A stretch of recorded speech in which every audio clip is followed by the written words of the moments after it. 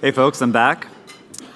So again, my name's Jake Hirsch-Allen. I'm a director here at the Canadian Club of Toronto, and I wanted to thank you again for joining us. I wanted to point out just how far back I go with some of these panelists. When I was a 6-year-old, I got off a plane in India, and John Stackhouse was a journalist there. Met my dad, who was working there, and so that relationship literally goes back to my childhood. I won't age myself or John. And the rest are equally involved, whether it was launching LinkedIn's largest public-private partnership with Sado at George Brown, which has continued to be the most innovative institution with which we've worked, I would argue, across Canada, certainly in Ontario. Whether it's working with Hamoon and continuing to work with John on conversations around what the future of work is. And I'm excited because I don't think I've actually seen all of them together, certainly not with the minister, on one panel. So this really is a concentration of many of the closest people that I see as mentors that I've experienced. And I think that's probably a good segue. It's been said that education is a great equalizer. However, changes in the workplace are creating unequal benefits for employees. Depending on the type of training you've received or the skills you might lack, finding work itself can be the hardest job of all. Today's panelists are leaders who have important roles in government, education, and the private sector. Their perspectives matter, and we're anxious to hear their insights. Our club would not be able to offer you engaging events like this without the generosity of our sponsors, and today in particular, I'd like to again acknowledge George Brown College. We appreciate your support immensely, and we're glad you're here.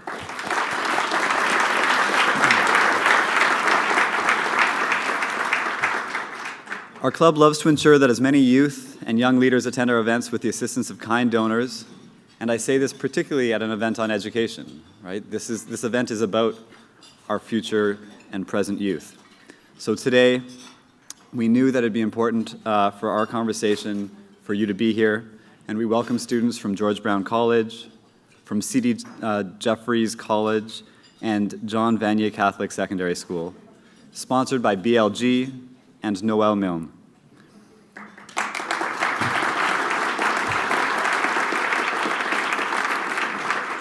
We're delighted that you're here, and now it's time to introduce our panel. First, of course, the Honourable Ross Romano, Minister of Colleges and Universities. So, I'm going to ask that you again hold your applause just to allow us to get through these. Minister Romano, who represents the Sioux at Queen's Park, attended Algoma University before graduating from Windsor Law School. He practiced law for 12 years and also served as a counselor for the Sioux. He was the first provincially elected, he was first elected in 2017 in a by-election, and at the table mentioned that he actually taught at Algoma as well.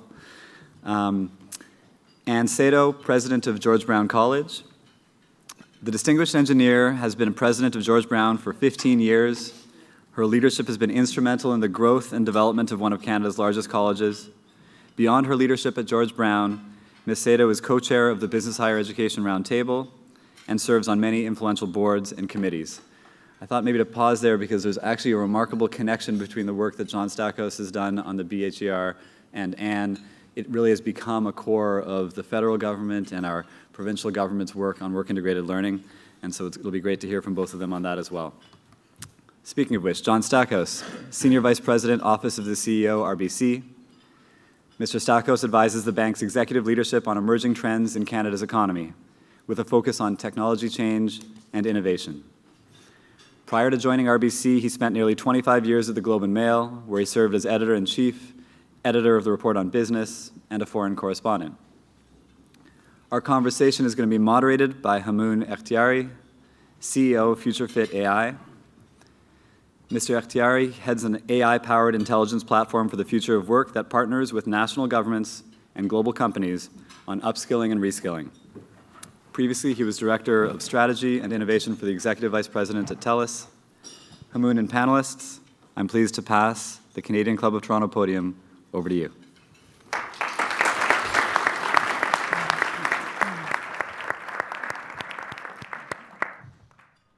Great.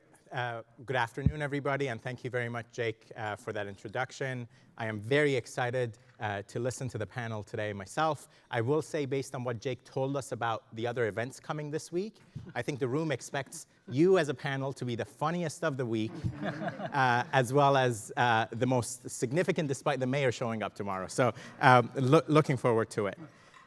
Let us start by looking forward into the future. And so we'll fast forward to 2030, and you are imagining a system we have here in Canada that helps people become and stay future fit. What does that look like to you? What is the most significant characteristic of that vision, and why? And Anne, I'll ask you to start us off, please. Sure, thanks very much. And I think it's a very timely question, given that at George Brown, we recently completed a very collaborative exercise to create our vision for 2030. And we engaged 6,500 employees, alumni, students, and industry partners to help us shape what that future needs to look like. And there were 6 key elements that certainly we're going to strive for, and I would argue the system needs to strive for, to continue to be relevant, high quality, and preparing our learners for their future success. The first is that we're going to have to be highly personalized, and that's because the learners are changing so much. They're becoming more diverse, and their needs are more diverse, whether they're upskilling or reskilling or entering post-secondary education for the first time. We're going to have to figure out how best to serve them, to recognize the knowledge they already have. We also feel it's critical to be physical, digital, and experiential. And it's no one answer. We were just talking about online learning at the table, and it's very, very critical because it offers a lot of flexibility, but it's not the only solution. Our students need blended opportunities to reinforce their learning. They need to be able to take that learning when they're available to do it, but they also have to reinforce the skills through experiential opportunities so that they can develop those technical skills in a real work environment where the human skills or soft skills are really developed. We feel we have to be strongly connected to industry and the community because we want to stay relevant. If we don't do that, we're not going to be able to know what the workforce needs are for our industry partners. We also have to set the stage for lifelong learning, and we have to make people understand that that's going to be a reality because of how things are changing. So I'm very focused on how do we make that easy? How do we support students? How do we stack things? Because they're going to be changing careers more often, and they're going to be upskilling and reskilling on a regular basis. We need to be locally strong, but globally connected, because the reality is that our economy is that much more global. We already have partnerships ourselves with 27 countries where our students take advantage of those opportunities. We have to continue to expand and deepen those. And my last point is that we have to be resilient.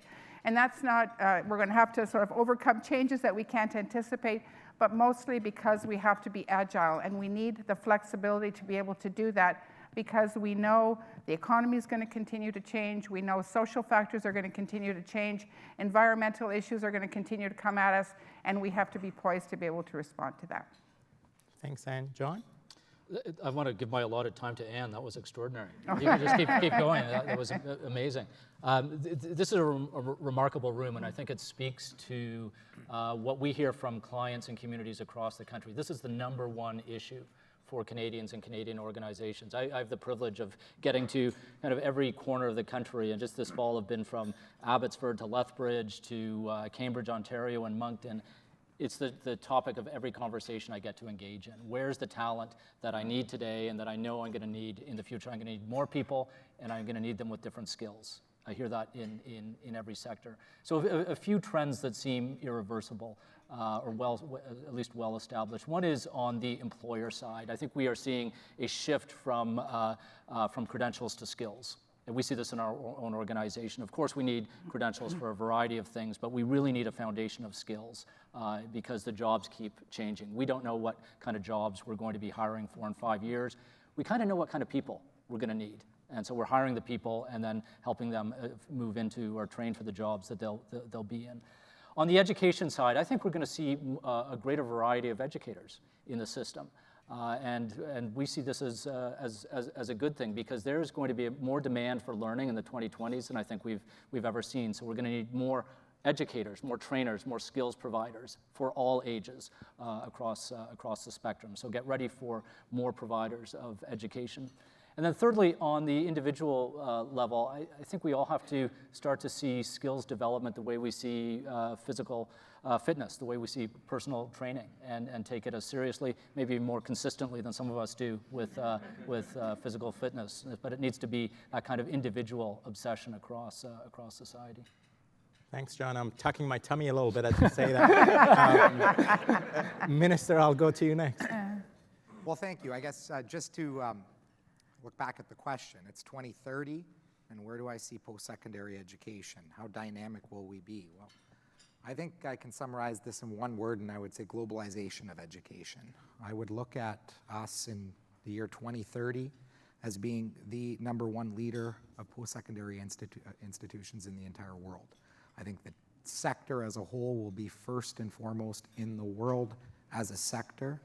We already are seeing today students from around the world want to come to Ontario. They want to come to Ontario because they want to access our post-secondary education. They want to access our way of life. And I believe that we will be a destination for students from around the world, for families around the world. And I believe that our post-secondary institutions will be the best in the entire world, best in class when it comes to research, development, innovation, technology, and most importantly, the commercialization of that technology and of those ideas. And I believe that Canada will be led by Ontario to ensure that we have the #1 GDP per capita in the world, which I'm sure most people would like to see. I'll leave it there. Amazing. I'll take that vision from the three of you of this ambitious system that's #1 in the world. So let's now come back to today. If you were to look at the system today, on a scale of 1 to 10, where would you rate it vis-a-vis the vision we just described? And then what would you consider its biggest strength to build on from where we are? And Minister, I'll ask you to start us off if you don't mind, given you shared that vision of becoming #1. Well, I'm going to grade it with a solid B. If I can Solid say that. B. Solid B. I think when I look at our post-secondary education system that we have today, I think we are leading edge. We are cutting edge. And our institutions, we have a handful of institutions in Ontario that are world-class institutions, that are leading the way in research and development, that are leading the way in technology and innovation. We do need to do a lot of work on commercialization, though. I think that our post-secondary institutions and some of those that are leading the way around the world are one of the fundamental reasons why our brand is so strong around the world and why international students from all over the world want to come to Ontario to gain access to our post-secondary education. So I would say that our greatest strength is our brand that we have currently established, and look forward to doing everything in our power to further that brand and grow it so that we can continually get better. I think what we see as an advantage, we must continue to work harder at so that we can only get better. I don't want to see us ever get stagnant. Be proud but not complacent. Absolutely. Anne? So I'd give the system, I might give George Brown higher, but I'll give the system a 6. So, I think we're in there, but I think there's lots of opportunities. But when I think of our greatest strength, and I'm going to focus on the college and polytechnic system for this, I think it's our connections to industry. And there's 2 key elements of that. It certainly allows us to make sure that our programs are relevant. It gives our students work-integrated learning or experiential learning opportunities, but it also helps us support the innovation and the strengthening of the economy that we need. And I'll tell you that we focused as a system and as a college in applied research opportunities for the last number of years. We work largely with small and medium enterprises, but we really have created hubs where employers, employees, our students, our faculty can work together. And I'll just give you a couple of examples. Our latest initiative that we've expanded is our Fashion Exchange, which is in Regent Park. We started it off as a training facility where we could help people in Regent Park develop skills where there was industry demand. And we've increasingly created a research hub there, and we just opened, with the help of CFI, Canada Foundation for Innovation Funding, a Lift Lab, leading innovation through fashion technology. We're working more on wearables, on smart technologies, where we're working on sustainable textiles because sustainability is such a key issue for us. But we're also now a lean manufacturing facility to support the economy and new designers. But we also have that with our Food Innovation Research Studio, where we've brought new products to market. We've helped operations scale in both food and beverage. We have it with our BIM, Building Information Modeling, where we work with the construction and development sector to create 3D planning, visioning opportunities so that they can start doing their work differently. And next year, we'll be opening a light manufacturing incubator in partnership with Mars and City of Toronto and Remap, Celestica, because that's the kind of capability that we need. So it's that kind of applied education, applied research that's going to help fuel our economy. So I think that's a real strength that we have to build on. And finally, our connection to industry is helping us with those experiential work-integrated learning opportunities. Years ago, industry told us, hey, when we hire your graduates, they have the technical skills they need, depending on the discipline that you're hiring in. But what they need is those soft skills, those human skills. The best way to create that is to put students in a real work environment where they can assimilate those skills, they can understand the communication challenges, they can understand what they need to do to be successful, problem-solving, critical thinking. And I know industry feels that maybe we don't prepare our graduates as strongly as we think we do, but that's why we have to work together to create those opportunities. Thank you, Anne. So we have a solid B, a 6 out of 10. And John, I know you're a tough marker because I normally get a D or an F from you. So yeah.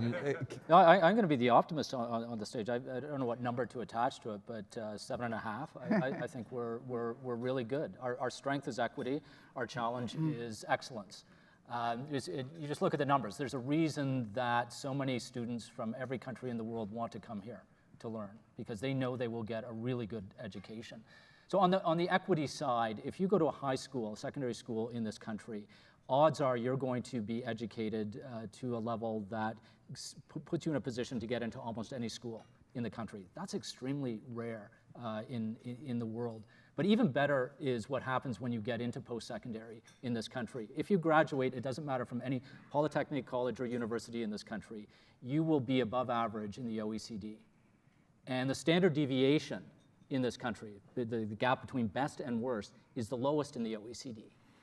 And I got schooled on this from a wonderful Canadian who runs a tech unicorn in Silicon Valley. Grew up in Southwestern Ontario, went to Western. And he said, I get to hire from almost every school imaginable. And when a resume crosses my screen and it says Canadian, I'm comfortable. Doesn't matter what school, maybe it's Waterloo, maybe it's a polytechnic, I know they're going to be good. Canada produces really good students out of post-secondary. Great, thank you. And John, maybe I'll stay with you on this. You have been thinking, researching, and talking to a lot of people about this topic over the last couple of years. Would you mind sharing some of the insights, particularly perhaps through Humans Wanted, as well as some of the other work you've been doing more recently on the topic? Absolutely, and I'll try to be brief on it because there's a lot to say, but we, as Hamoon said, produced a report last year called Humans Wanted. If you haven't seen it, just Google RBC and Humans Wanted, and it will pop up. And this is a really interesting study. It was based on a year's worth of research, a team of data scientists and economists looking at a mass of data that we worked with ESDC, the federal department, with to assemble, built our own algorithms to study what skills are growing in demand and which ones are shrinking or declining. And it was absolutely clear that across the spectrum, the top skills growing in demand were what many people call soft skills, but there's nothing soft about them. They're really hard. So we thought, let's call them human skills. Because in an age of automation, this is what differentiates us from the robots. It's communications, it's critical thinking, it's complex problem solving, all those C skills, collaboration.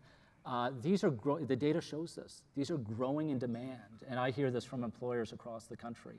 They feel they can train a lot of the hard skills or help people go back to school for those. Really hard to train those foundational skills at a certain age. So that was a key finding. It was also interesting to see the demand for numeracy. And I think this is maybe a more challenging subject for us to get into. We're seeing it across the board where numeracy is critical.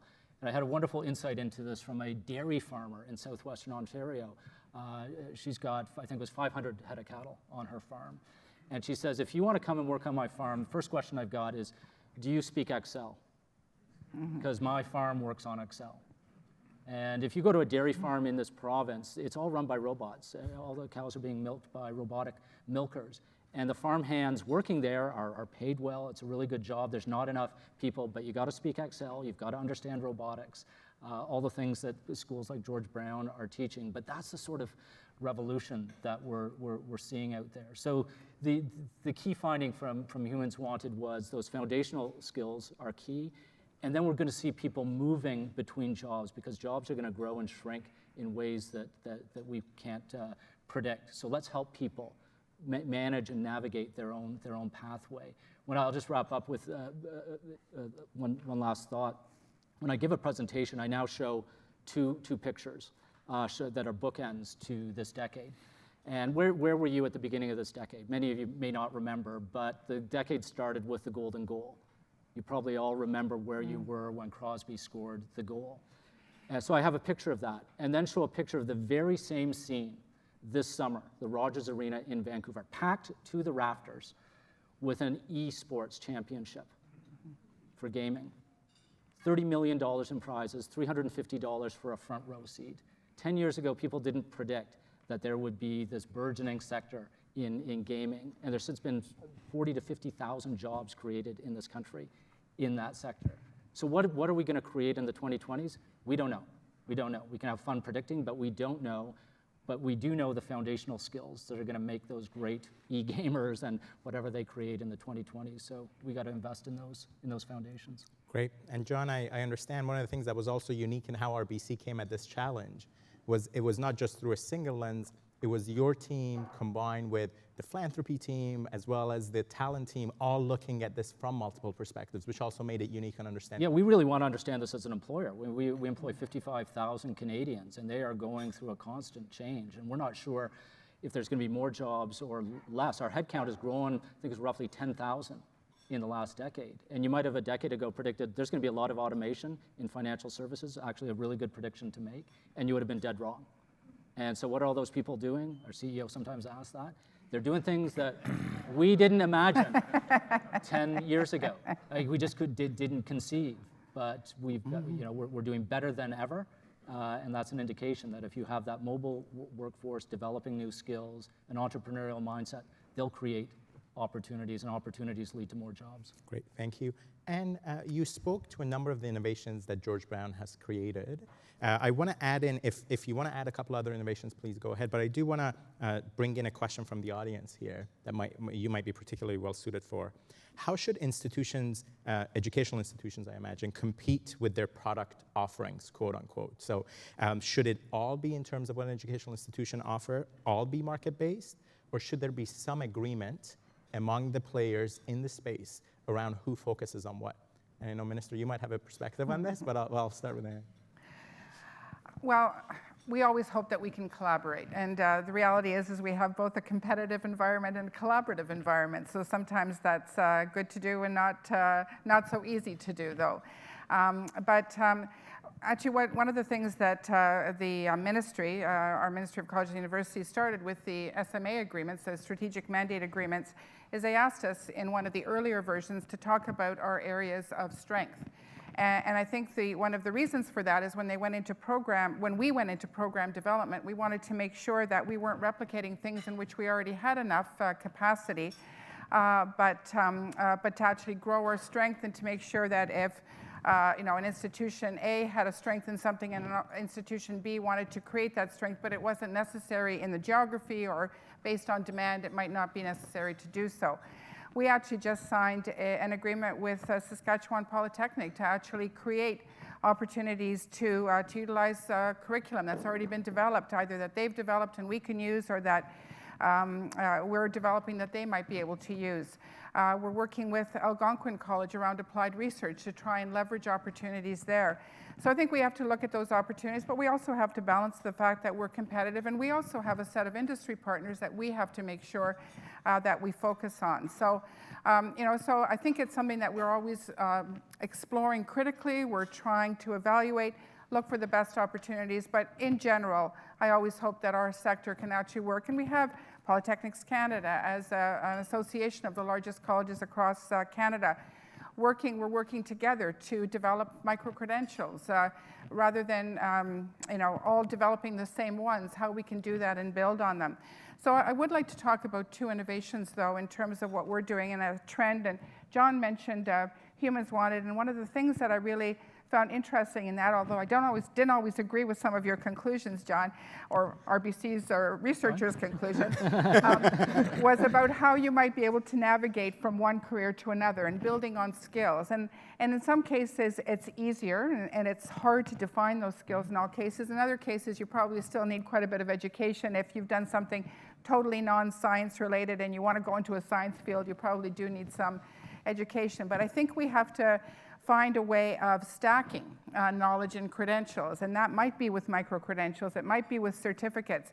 It would be great if we could have learning that's in one institution recognized more easily in another, and we've focused a lot on pathways from college to university. We have a lot of university students who come back to college. So I think that being relevant with our credentials, making them more flexible, making them more stackable, but we also have to be able to be responsive to the to industry. So we launched last fall our first blockchain development certificate. We did that because there was demand from industry. Industry helped us develop the curriculum. We did it in less than 6 months, and it's a George Brown College certificate, so we didn't have all of the approvals that we had to go through, but we can stand behind our brand on that. But the thing was that there was a need there. But the other area that we really have to focus on, I think, is entrepreneurship. And you mentioned entrepreneurship as well, or entrepreneurial skills. And the reality is that more and more of our students say they want to develop entrepreneurial capabilities. They might want to start their own businesses. Delighted that Damika is here today, graduated last year, already started her all-female design and branding agency before she graduated. But she was part of Start GBC. We have a number of students from our entrepreneurial hub here. We have a number of Enactus students. Many of you in the room who are involved in education are familiar with that because it's a worldwide organization where students create companies, create business opportunities, but for social good. But our entrepreneurial hub, Start GBC, offers co-working spaces. We offer mentorship opportunities. We offer all sorts of workshops. We have a summer camp that gets people going. And just last year alone, 224 products introduced, 49 new services, 10 companies incorporated, and $1.6 million of revenue brought into our economy. We have 27 courses where we teach small business management and entrepreneurship skills. We have to get better at promoting those because I think employers will want people who have an entrepreneurial bent in them, but the reality is that we're also going to need more people who are willing to start their own ventures to support the economy, start them, and then scale them, just like you did. Thanks, appreciate it, Anne. And in this room, if you ever use graphic design and branding, make sure you speak to Damika and get her card before you leave today. Minister, you're almost 6 months into the role, is that right? Have you had your probation meeting with the Premier yet? Still waiting. Hold on.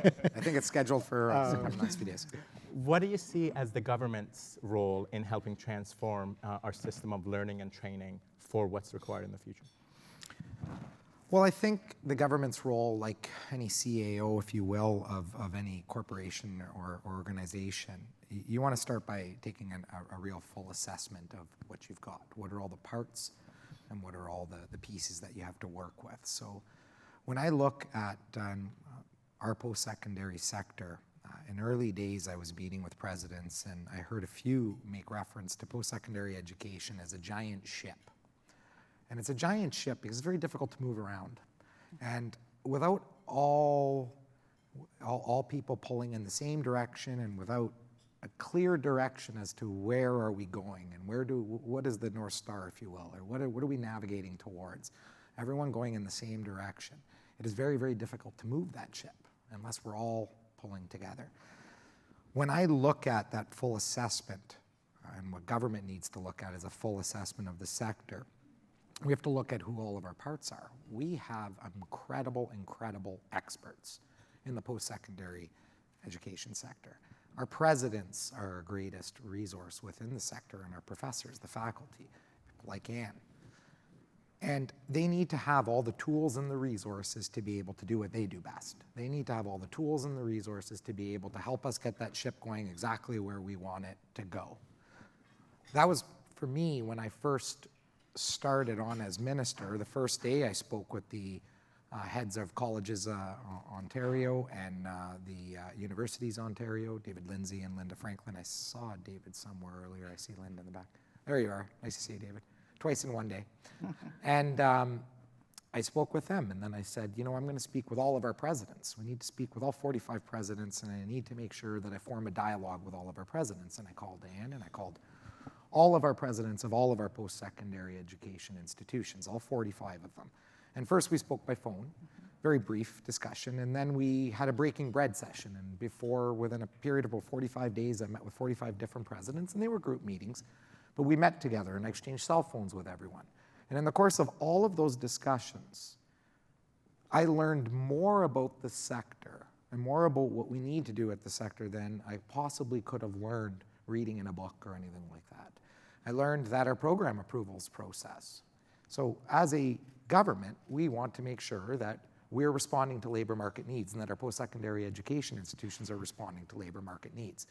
And they're making sure that they do so in the quickest possible fashion. It's a part of performance-based funding, or SMA, as you heard it referred to. And yet I learned that it was taking us over 2 years to give our post-secondary institutions, excuse me, I talk too much, to give our post-secondary institutions the approvals to put the programs in place that we want them to put in place so that they can respond to labor market needs. And that's not good enough. 2+ years to 3 years to get approvals. So we brought that right down. We removed all the red tape out of the system, and now we're operating in 6 months or less. We did that very, very, very easily, and it was just a matter of hearing from the sector, speaking to the experts, learning what they need, giving them the tools and the resources to be able to deliver and take that ship in the direction we want to go. So I think the government's role at the end of the day is get out of the way, but make sure that our experts and the people in charge and all the people running the ship have everything they need, and to make sure that we have that constant dialogue and that ability to communicate. Every single president of every post-secondary institution has my cell number. Many of them use it a lot more frequently than others. And I would encourage all of you in the crowd and everyone else, use it, because if you could tell me about the issues, we can move forward to resolve them. We can do it quickly as long as we know what they are. You're the experts. We just want to make sure we give you the tools to be able to deliver, which is to deliver that vision of being the best post-secondary system in the world, bar none. You can applaud. We'll applaud that. We're going to change tone a little bit with the few minutes we've got left. There are going to be more rapid-fire questions, so I'll ask you to answer rapid-fire as well. John, I'm going to ask you about what you see as the top blind spot or assumption in our current system that is not being addressed. Where would you see that as sitting today? So collaboration, I don't know if this is the biggest challenge, but it's the biggest opportunity, collaboration between employers and educators, and to do it in an entrepreneurial fashion. I worry when we talk about systems change because that takes too long. It's often better to look for coalitions of the willing or build coalitions of the willing. We've seen that with a group called the Business Higher Education Roundtable, which Anne, as you heard, leads with our CEO, Dave Mackay. It's remarkable what this group has achieved in just a few years, because it started out, remember, Anne, there was resistance. A lot of people, very smart people saying, that's not gonna happen. It's too big a ship to turn. And there was a coalition of educators and employers who just said, we're gonna do it. and we're going to put a stake in the ground, and here we are 3-4 years later, and it's really taking an effect. One insight from that was the group formed a pilot project here in Toronto in the financial services sector. Rather than trying to sort of boil the whole ocean, we picked the financial services sector, a coalition of universities and colleges, as well as employers, and I think created, what is it, upwards of 20,000? 10,000 by 2020, or so like last year, so it's in 3 years. Yes. 10,000 new placements. 10,000 new placements, maybe 20,000 overall, because of that coalition of the willing. So when you just find people who want to do things, it's amazing what they can do. And often people will say, yeah, but you're a big employer, RBC can do this. I see small employers doing remarkable things across the country. I got to spend time with an industrial operator in Moncton, New Brunswick a couple of weeks ago. Guy employs 70 people, and just because he has to, because his business depends on it, he built a partnership with the University of New Brunswick. He has chemistry students coming in, but also business students coming in. They've invented a new industrial process for him that has made him way more profitable, and a business team has opened up a couple of export markets for him. So out of Moncton, he's shipping more, he's looking to hire more students. So when people say, some employers are too small to do it, I say nonsense. They're hungry to do this, and they're often the best ones to lead the way. Great, thanks, John. Sounds like your answer to the minister's challenge of turning a tanker around is to send out small speedboats towards the North Star. Sure. The Zodiac principle. Yeah. Two more quickly to get through. I do want to make sure we get this one. This is from Mojab at CW Jeffries. Can I see your hand raised if you're in the room so we can... There we go. Okay, so the question, Minister, for you, and a quick rapid fire one. Do you think that we could be able to balance the demand of AI and individuals in market capitalism in the next 30 years? So as AI transforms job and perhaps takes over some, could we manage that balance? Not an easy one, Minister. I think we can manage the overall sector and the overall area of AI tech and commercializing all of the same. I think we absolutely can, and we absolutely will, as long as we get everybody moving in the same direction again. I look at the opportunities we have within AI tech, some of the things that I'm seeing within the sector, and having been in this role now for 6 months, it's mind-boggling what some of our schools are accomplishing. I was at a U of T function several weeks back where we're merging the arts and AI together.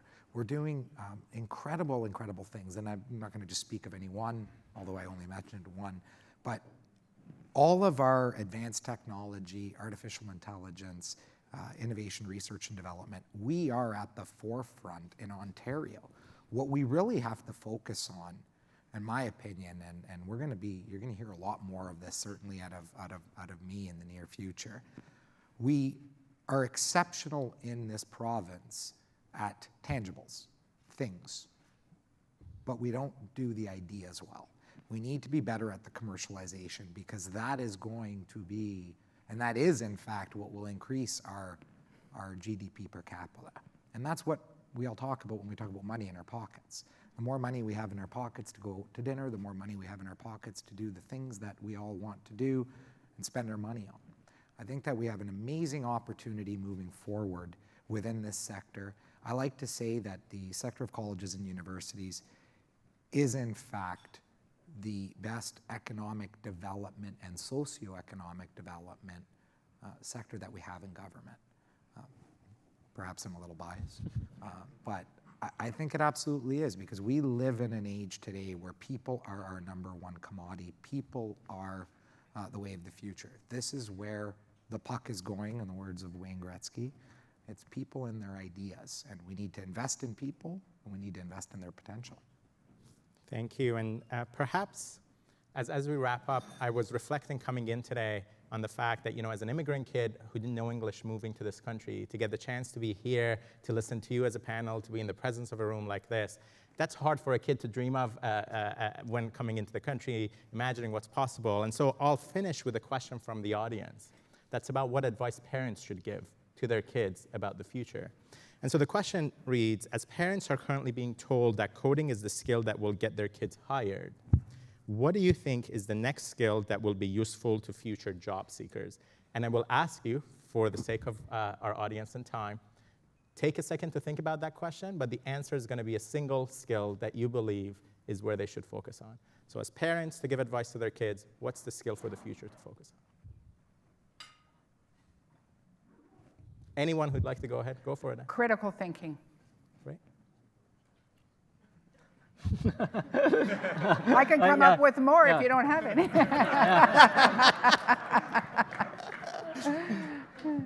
I would say learning to learn. We look at our employees and want to ensure that they have the skill to learn and the will to learn. And if they have those two things, they can take on anything. Great. And Minister? I think both answers are great, and really, quite frankly, I think you have to incorporate all of them, and I don't think there's any one thing you can tell an individual, but I would say be nimble. And when I say be nimble, I look at one of the other experiences I've learned speaking with our institutions over the course of our presidents over the course of the last 6 months and looking at the sector as a whole. We don't live in a world anymore that I grew up in, and probably most of you in this room, I suspect, grew up in, where you come out of high school, you go to university or college, you get your credential, and you go to work, and you do that job for the rest of your life. That doesn't exist anymore. We're now in a world where we need to be nimble, and we need to be going back and continually looking at educating ourselves, improving ourselves. The world of micro-credentials within the post-secondary institutions is something that we need to move towards. We need to look at how we continually retrain ourselves and get better and better and better and never stay stagnant, never be standing still. I don't think there's a lot of people moving forward, especially a kid in grade 10 today, a young person in grade 10 today. I don't think that person is going to hold a job for 30, 40, 50 years. I don't think we live in that world anymore. I think if we're looking at 5 to 10 year gaps or stretches within our professional lives, we're probably going to be pretty fortunate. So we need to stay nimble, and I think that's good for us to be nimble, and it's exciting to be constantly changing and not getting stagnant, not getting stuck in that same system, because then we're not getting any better. So I think we need to continuously try to be pushing ourselves to do more and be better. Can I add one thought? Because as an engineer, I have to say this, and we have high school students here. Don't drop math. Figure out a way to do it. No. You'd be amazed at how many areas that you need it to apply. And data analytics and all that kind of stuff is going to be key, so keep trying. Numeracy. Yeah, 70% of the jobs out there have some requirement for numeracy. As a math graduate from the post-secondary system in Ontario, I could not agree more. Thank you, everybody. Thank you so much. Thanks, John, for being here.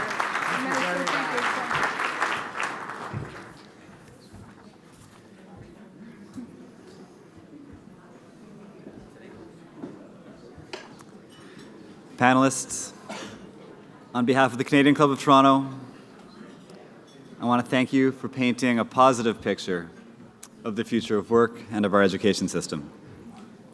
We appreciated the perspectives and insights you shared about future-proofing today's learners. We all agree on the importance of arming graduates with the skills and attitudes they need to succeed in the marketplace. And as you so clearly pointed out, today's workforce needs similar skills and approaches in order to survive. You talked about human skills, you talked about those critical C's that we all need, but also digital skills.